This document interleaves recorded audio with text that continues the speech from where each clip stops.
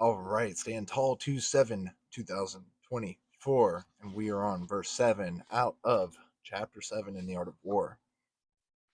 I swear that's how it is. Let me triple check.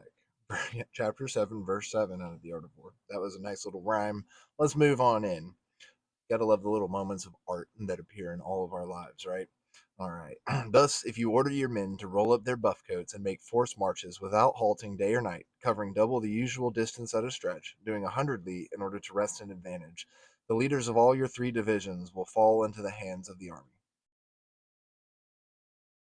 I love this because, at this time, we are really almost always told to go, go, go, go, go, go. Especially if you're a small business owner, you've got to do twice the amount of work as the other guy because he's ahead of you, and it's reason, and that's what you need to do. That's the kind of sacrifice you need to make. But here's Sun Tzu saying, if you double the amount of time of your output, you're gonna get captured. See what I mean? Is your freedom so worth the effort of victory? If it may not even mean that, because if you get acquired or captured, you lose your freedom. Okay. So, Master Sun says this is an alternate translation, right? We've got our traditional text, and then we've got the reflections. Master Sun says struggling for an advantage 50 miles away will thwart the forward leadership, and as a rule, only 50% of the soldiers will make it. Struggle for an advantage 30 miles away, and 2 out of 3 get there. So if an army perishes, it has no equipment, it perishes if it has no food, and it perishes if it has no money. Mei Yao Chen says to this, these 3 things are necessary. You cannot fight to win with an unequipped army. Okay, and I think we probably need to go back to the reflection from yesterday. So if you travel light, not stopping by day or night, doubling your usual pace, struggling for an advantage 100 miles away, your military leaders will be captured. Strong soldiers will get there first, the weary later on, and as a rule, 1 in 10 will make it. So if you're really pushing and you're traveling light, doubling it, struggling for an advantage, your military leaders will be like when the road is long, Lin says, and people are weary. If their strength has been used up in travel, then they are worn out while their opponents are fresh, so they are sure to be attacked.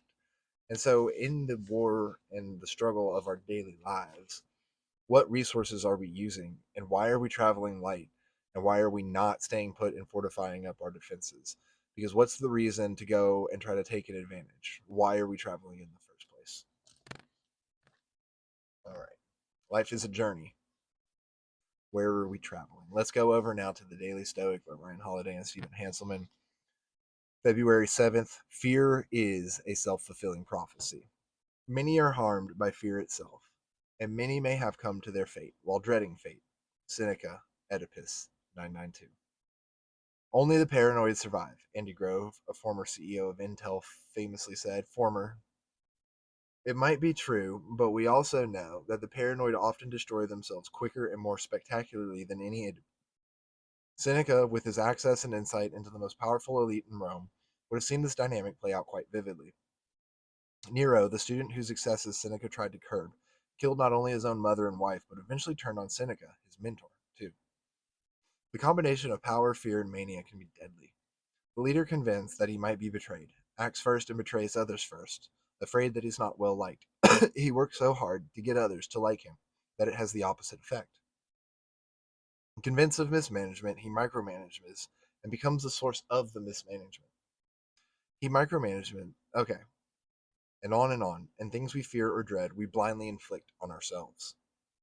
The next time you are afraid or of some supposedly disastrous outcome, remember that if you don't control your impulses, if you lose your self control, you may be the very source of the disaster that you fear.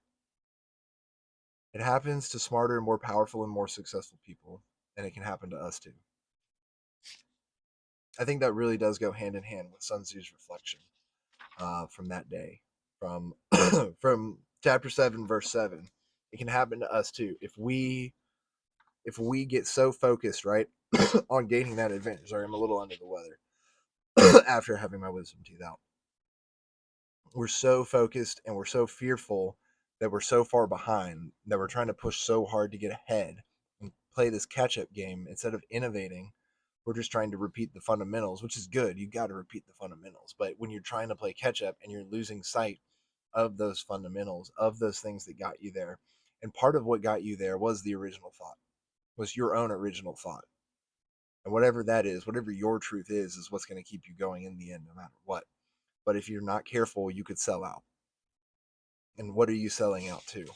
Because a lot of people sell out and they don't realize it until 10, 20, 30, 40 years later because they didn't learn from the mistakes of the past and they just chased the almighty dollar instead of the almighty fulfillment. So, what are you chasing after? What's your journey going to be composed of? And I look forward to it. So, keep standing tall.